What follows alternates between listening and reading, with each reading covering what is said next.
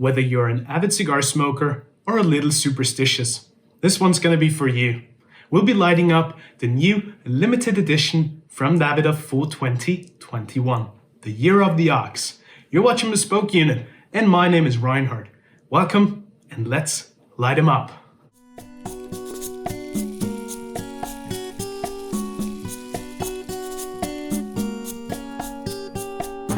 Year of the Ox is the 9th rendition of Davidoff's limited edition runs, paying tribute to the upcoming Chinese New Year.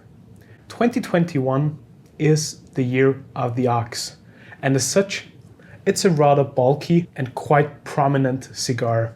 A hefty 6x60, the cigar pays homage to all the attributes that are given to the ox as a Chinese Zodiac. To be diligent, reliable, there's obviously strength coming into the overall equation, as well as determination and quality and reliability, which are also some of the core attributes that you would associate with cigars from Davidoff. The cigar as such is manufactured at the Davidoff Tabacalera in the Dominican Republic. As always for the review, we're using Bespoke Unit Cigar Formula, which you can download and use for your own cigar reviews, and we will also feature the formula that I've used for this particular tasting and review, so you can have a look at my tasting notes of this wonderful cigar. Wrapped in a glossy, shiny, very oily wrapper from the Dominican Republic, the blend as such also features a binder from Ecuador of the Sumatra seed, Nicaraguan and Dominican filler tobaccos. And those are Esteli Visus, Condega Visus, San Vicente Mejorado, and Piloto Visus, also from the Dominican Republic. Even though the primings used in the blend are of a higher stage in the plant, the cigar overall is more in a medium plus strength profile. The look and feel, as I already mentioned, is superbly refined. Minimal veins, a very oily appearance, quite a firm spring, a little resistance, not too much. So in terms of construction, it's perfectly even, perfectly rolled, and lets us assume that the overall performance of the cigar will be excellent. The color of the wrapper is a rich, dark milk chocolate, and I get some aromas of funky leather, wet grass, some manure, and also a little bit of pencil lead of the wrapper and the foot. After cutting the cigar with the cold draw, which is ideal, by the way, fresh grass, a light bitterness, some nutmeg, quite beefy, which sort of fits the overall theme.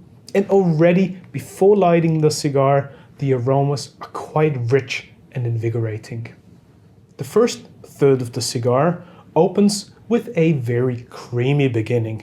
I get some dry spice, some dry astringency as well, salty caramel is there, dried herbs and a bit of salt pretzel, orange peel to give it a fruity connotation. There's some cardamom, and the spiciness suddenly becomes a little sweeter, revealing butter toffee, hay, and again, some of the manure that I sensed from the wrapper and the foot pre-light. The second third keeps some of the fruity nuances with kumquat this time, and also the woody aspects still remain. It's still quite dry, quite crisp, quite an umami note that I sense here. Soy comes to mind, a light miso, and just a faint reminiscence of seagrass. The nuttiness is still very prominent, and so is the woody quality of the smoke. It's a beautiful evolution. The strength profile consistently is a medium plus, the spiciness rather prominent, excellently balanced with hints of star anise, again some nutmeg and allspice. Finally, the last third is oily, it's rich mouth coating. Overall, the depth and body of the cigar is luscious, it's creamy, it's full, without being heavy and without the nicotine strength throwing off the balance of the smoking experience. As a matter of fact, I'd say it's a rather complex smoking experience that I get. The mouthfeel is smooth and the palate is perfectly engaged, it's perfectly stimulated all over, which is a quality that Davidoff holds very dear. In terms of balance, astringency and dryness, there's a little bit of everything. Together with the orange peel and kumquat, I get a little bit of sourness, which is refreshing, and it keeps your palate up to speed. The spiciness brings some liveliness and just a hint of piquancy, which in combination with the umami notes makes for a well-balanced and holistic experience. The life cycle is certainly on the medium plus side and the finish is very lingering.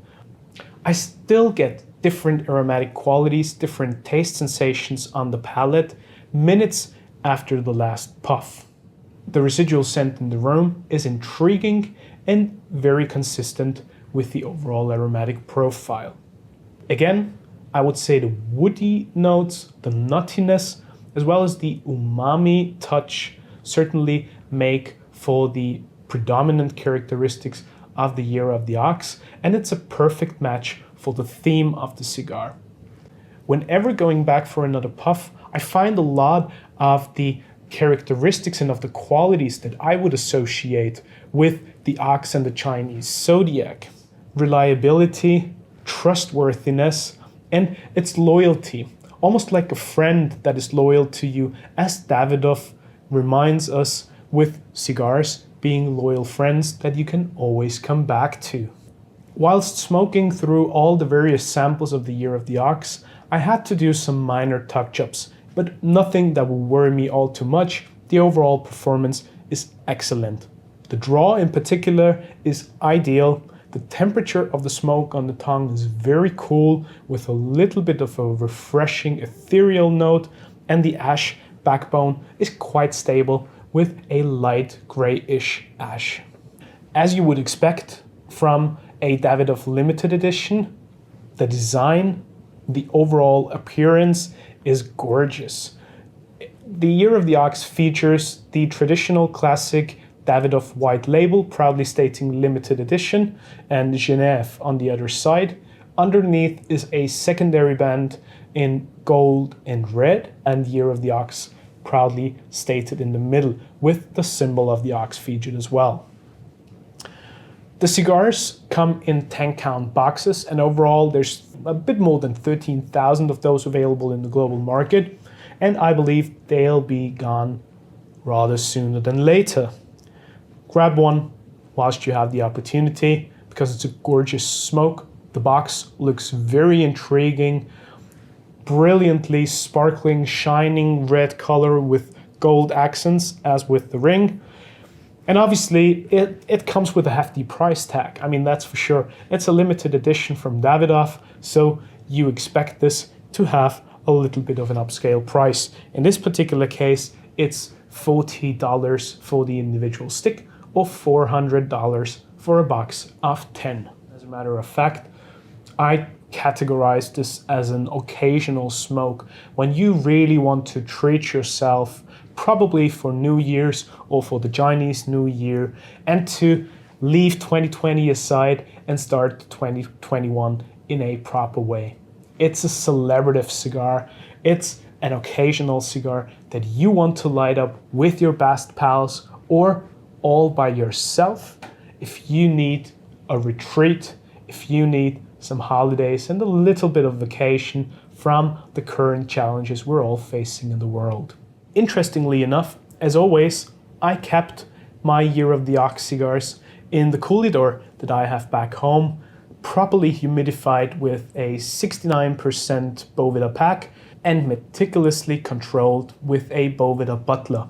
I've smoked quite a few of the Year of the Ox, and at the beginning I realized a slightly metallic note that was certainly tamed down over the weeks of storage. So I saw a tremendous evolution of the cigars only within a few weeks, and the sample that I'm smoking right now feels much more at ease and really on the spot, whereas I wasn't so sure with the first few. Give them a bit of time, smoke a cigar after you purchase them, and then probably leave the rest of the box aside and go back every few months and probably in a year from now, 2 years from now, so you can closely monitor the evolution of the cigar whilst it's aging. And this one certainly has tremendous potential to age beautifully well and make for a wonderful smoke further down the road.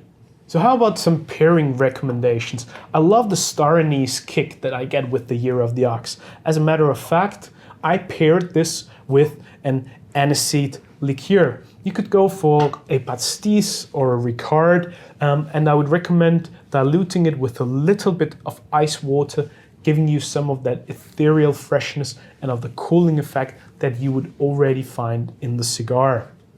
Alternatively, since the woody and nutty quality are underlined by a chocolate sensation, go for some chocolate milk. And as a contrast to all that, I find beetroot juice particularly interesting because it gives you some sweetness, but it will also give you some of the earthiness, a touch of a salty, briny character, and the umami framework that goes beautifully well with the smoke. Food pairings, aniseed cookies, perfect pairing. Alternatively, grab some fresh beetroots with a little bit of goat cheese on top. And for those of you with a sweet tooth, get a Snickers bar. Again, chocolate in combination with nut, maybe a sprinkle of sea salt on top, and you're in for a treat.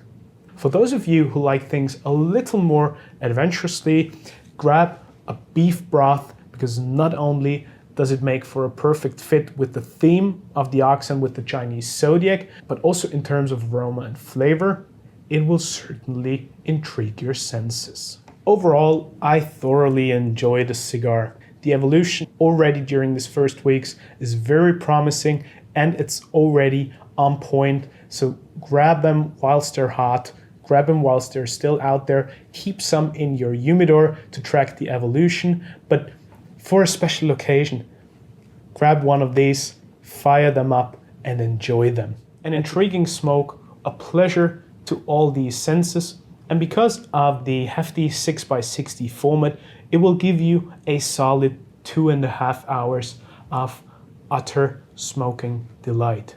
And with that, I'll leave it to you. I wish you all a fantastic festive season, very enjoyable holiday with your family and beloved ones, and a perfect start into the new year. Probably with a Year of the Ox from Davidoff. That's it for today, and I'll see you next time here on Bespoke Unit. Thank you, and light 'em up.